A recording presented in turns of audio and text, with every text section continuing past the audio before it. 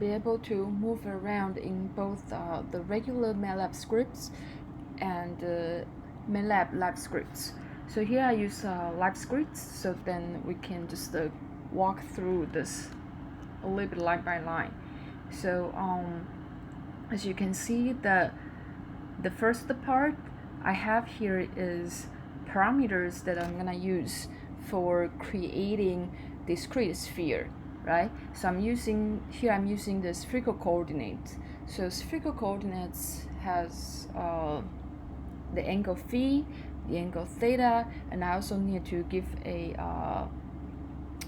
number for radius. So you see there here I define I give some numbers. So one for the radius for the sphere, and I can of course change the number to, let's say, 3, and we can run the code.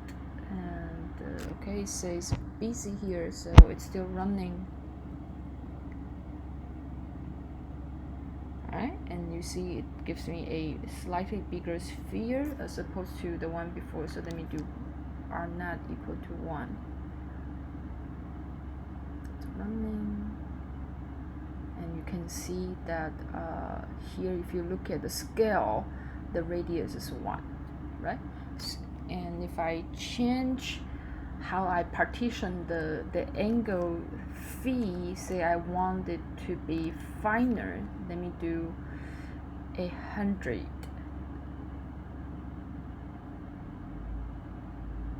Then you can see that I have more and more points here, right? So you can play with this to create a denser simple set or looser simple set.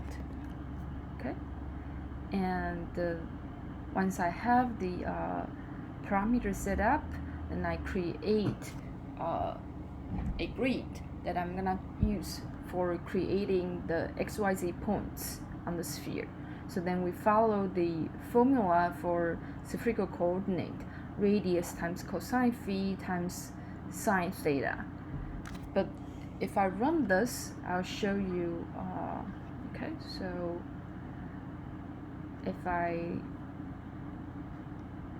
just run this line, okay, let me select evaluate, and on the workspace part, you can see the x is in the form of a matrix, but we wanna we want the x coordinate to just be a single vector, so then we use this line. Okay, let me evaluate it, and you can see now it's being lined up.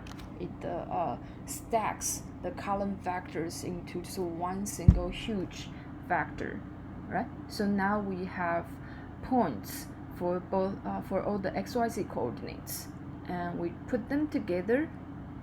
So then I define data to be a matrix, consists of the x coordinates and y coordinates and z coordinates. And you can see that let me move the cursor here, so you can kind of see what it is like in the data. All right, so if I click the data, you will also see the numbers here. Oops. Yeah, like that. Okay, so this is the xy coordinate for a point on the sphere, right? So when I'm done, then I use scatter 3 to plot the sphere in R3. If I'm gonna do a two-dimensional plot, then I use scatter. Now, if I want to do a 3D plot, then I do scatter 3. Okay, and give title original data. So it works like this. And by the way, the semicolon is to hide the result. So let's say if I wanna see what the phi diff is like, I erase the comment and I click the blue bar around this section.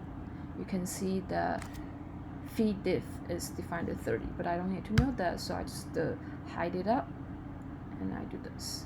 Okay, so in the end I print out what I got, and I can rotate to see what I can rotate the sphere to see what it looks like.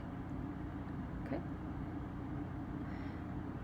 so you're gonna see another example in the Swiss Throw lab script, and in the homework you will try to figure out how to create a torus. All right.